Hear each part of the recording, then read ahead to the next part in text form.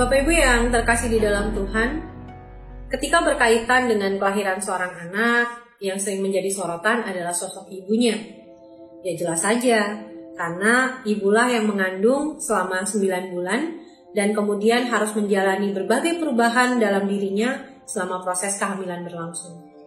Ketika akan melahirkan pun biasanya seorang ibu kesusahannya akan sangat banyak, jadi tidak heran kalau penghormatan kepada sosok ibu itu cukup besar. Nah, justru dalam bacaan kali ini Bapak Ibu memperlihatkan peran seorang bapak dalam diri Zakaria. Zakaria sebagai seorang imam yang dipercaya untuk mengurus persembahan umat di Bait Allah adalah seorang yang saleh, yang taat dan sangat berdedikasi.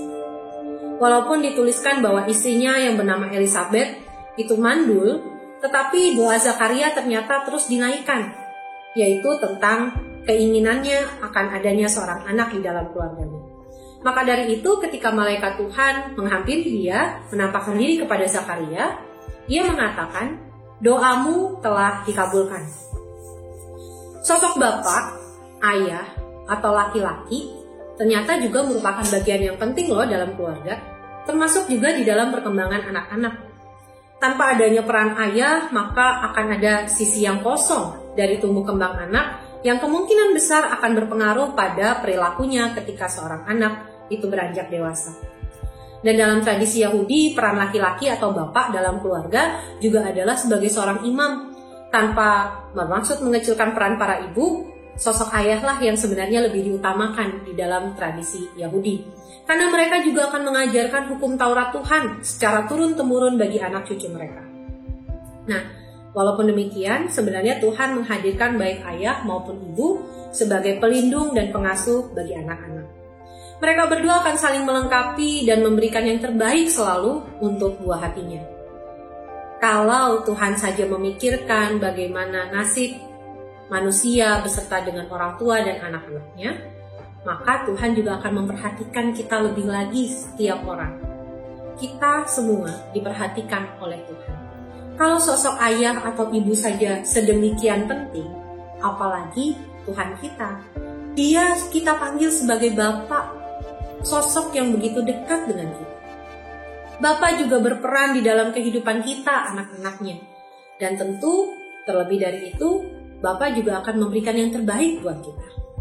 Dia juga akan memberikan perlindungan, ajaran, dan juga memberikan arahan agar hidup kita sesuai dengan kehendaknya. Bapa kita adalah sosok pencipta semesta dan penguasa kehidupan ini. Maka sudah sepatutnya lah dia menerima hormat dan kekaguman dari kita semua. Itulah mengapa Alkitab mencatat dalam Mazmur 103 ayat 13, seperti Bapa sayang kepada anak-anaknya, demikianlah Tuhan sayang kepada orang-orang yang takut akan Dia. Sehingga bagian ini harusnya kita respons dengan mengutip dari Markus 12 ayat 30. Kasihilah Tuhan Allahmu dengan segenap hatimu, dan dengan segenap jiwamu, dan dengan segenap akal budimu, dan dengan segenap kekuatanmu. Belajar dari kisah Zakaria ini, Bapak Ibu yang terkasih di dalam Tuhan, kita juga meyakini bahwa Allah, Bapa kita, juga punya peran penting di dalam kehidupan kita. Dia memperhatikan setiap umatnya, laki-laki maupun perempuan. Ia juga tahu apa yang menjadi kerinduan kita, apa yang menjadi pergumulan kita, dan karena Dia yang menciptakan kita, Dia tahu apa yang terbaik.